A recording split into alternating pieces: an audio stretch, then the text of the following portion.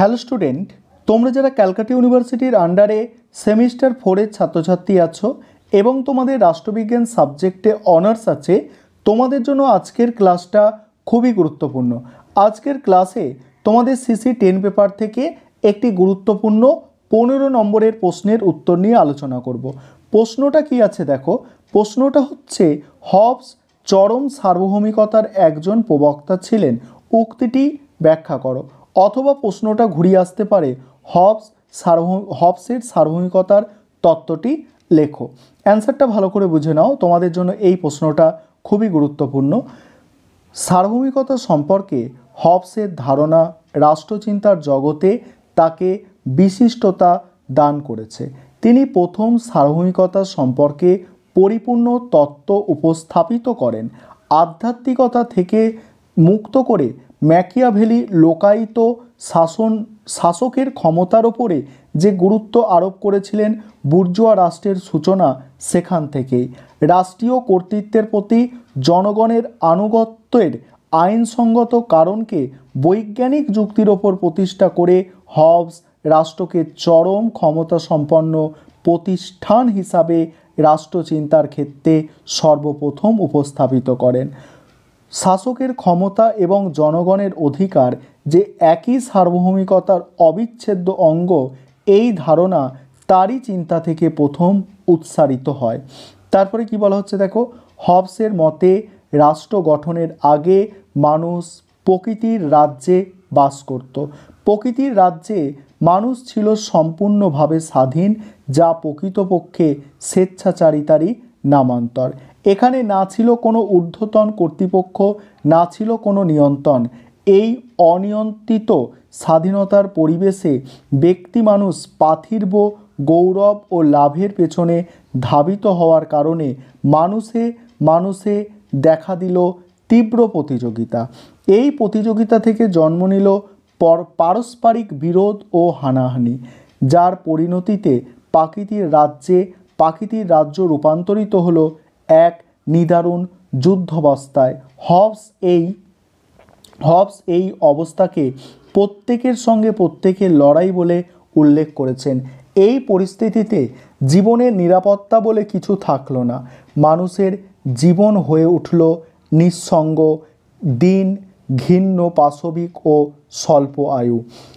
স্থায়ী শান্তি ও নিরাপত্তার প্রয়োজনে প্রকৃতির রাজ্যের মানুষ এক সামাজিক চুক্তি সম্পাদনের মাধ্যমে নিজেদের সমস্ত ক্ষমতা, অধিকার, স্বাধীনতা অর্পণ করল এক সর্বশক্তিমান একজন ব্যক্তি বা ব্যক্তি সংসদের হাতে। বিনিময়ে রাষ্ট্রীয় ব্যক্তি বা ব্যক্তি সংসদ তাদের শান্তি, নিরাপত্তা ও জীবন সুরক্ষিত রাখার দায়িত্ব গ্রহণ করল। এই দায়িত্ব পালনের জন্য ব্যক্তি বা ব্যক্তি সংঘ যেসব আদেশ বা নির্দেশ দিতে থাকলো, তাই আইন হিসাবে স্বীকৃত পেল। এইভাবে অবসান ঘটল প্রাকৃতিক রাজ্যের দুর্বিষহ এবং দুঃখময় অবস্থার। আবির্ভাব ঘটল চূড়ান্ত ক্ষমতা সম্পন্ন সার্বভৌম রাষ্ট্রের। হবসের মতে চুক্তিতে অংশগ্রহণকারী মানুষেরা সার্বভৌম কর্তৃত্বের নির্দেশ নিঃশর্তভাবে মেনে নিতে রাজি হলো। কিন্তু সার্বভৌম ব্যক্তি বা ব্যক্তিসংঘ কোনো চুক্তির পক্ষ না হওয়ায় তার ক্ষমতা হলো অসীম ও অনিয়ন্ত্রিত। উপরিক্ত আলোচনা থেকে সার্বভৌমিকতা সম্পর্কে হবসের যে ধারণা পাওয়া যায়, তার কয়েকটি বৈশিষ্ট্যের মাধ্যমে তুলে ধরা হলো। প্রথমত, আত্মরক্ষার প্রয়োজনে আদিম মানুষ চুক্তির দ্বারা যে ব্যক্তি বা ব্যক্তি সংসদের হাতে তাদের যাবতীয় ক্ষমতা অর্পণ করে, সেই ব্যক্তি বা ব্যক্তি সংসদই হবসের মতে সার্বভৌম। দ্বিতীয়ত কি বলা হচ্ছে দেখো, হবসের মতে সার্বভৌম চরম, অসীম এবং অনিয়ন্ত্রিত ক্ষমতার অধিকারী। শান্তিপূর্ণ ও নিরাপদ জীবনের উদ্দেশ্যে আদিম মানুষ নিজেদের মধ্যে চুক্তি করে তাদের সমস্ত ক্ষমতা, অধিকার সার্বভৌমের হাতে অর্পণ করার ফলে সার্বভৌম অসীম ও অনিয়ন্ত্রিত ক্ষমতার অধিকারী হয়ে ওঠে। সার্বভৌম চুক্তির কোনো পক্ষে ছিল না, তাই সার্বভৌমের অবস্থার চুক্তির ঊর্ধ্বে। কোনো চুক্তিভঙ্গের দয়াও তারা থাকলো না, দয়াও তারা দায়, ঠিক আছে, এটা দায় ও তার থাকলো না। তৃতীয় পয়েন্ট আলোচনা করব, তার আগে যে বিষয়টা বলার আছে, তোমাদের জন্য অনলাইন কোচিং ক্লাস চলছে। তোমরা যদি কেউ অ্যাডমিশন নিতে ইচ্ছুক থাকো এই নম্বরে যোগাযোগ করতে পারো, 9123005218 এই নম্বরে তোমরা যোগাযোগ করে অ্যাডমিশন নিতে পারো। আমাদের সপ্তাহে 3 দিন করে ক্লাস হয়, 2 দিন হচ্ছে রেকর্ডেড ক্লাস, একদিন লাইভ ক্লাস, এবং পার মান্থ 600 টাকা করে ফিস নেওয়া হয়। তোমরা যদি কেউ অ্যাডমিশন নিতে ইচ্ছুক থাকো এই নম্বরে যোগাযোগ করতে পারো। 3 নম্বর পয়েন্ট দেখো, হবসের মতে আইন হলো সার্বভৌমের আদেশ এবং এই আইন সকলে মানতে বাধ্য।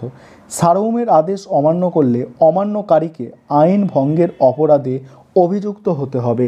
সার্বভৌম যে আদেশ দেয় তা প্রজাদের শান্তি ও নিরাপত্তার স্বার্থেই দেয়, সুতরাং প্রজারা সার্বভৌমের নির্দেশ অমান্য করতে পারে না। তারপরে চতুর্থ কি বলা হচ্ছে, হবসের মতে সার্বভৌম ক্ষমতা অখণ্ড এবং অবিভাজ্য। এই ক্ষমতাকে ভাগ করা হলে তা রাষ্ট্রের পক্ষে মঙ্গলজনক হয় না।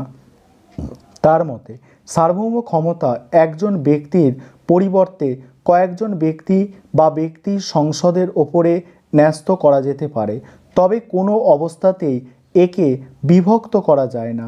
সমাজের মানুষেরা শুধুমাত্র সার্বভৌমের নিকট আনুগত্যশীল থাকবে।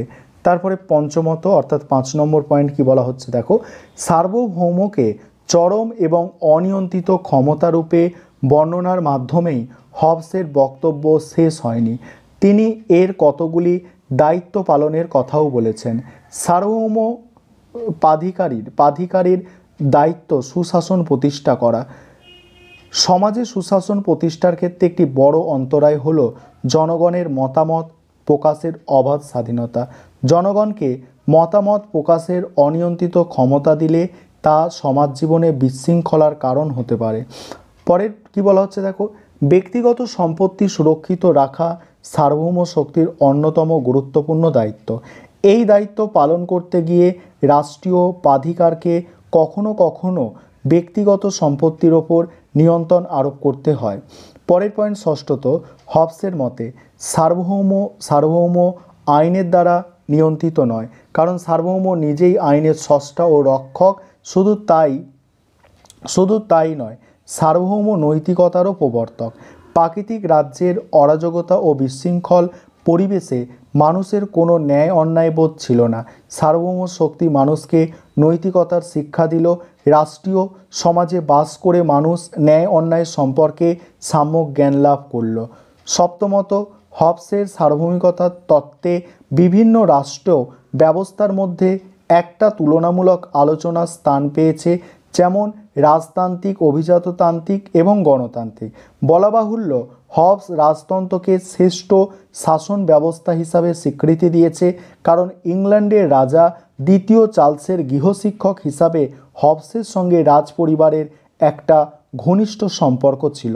মূল্যায়নে কি বলা হচ্ছে, হবসের সার্বভৌমিকতার তত্ত্বটি কি ব্যক্তি স্বাতন্ত্র্যবাদী কি বহুত্ববাদী কারো কাছে গ্রহণযোগ্য বলে মনে হয়নি।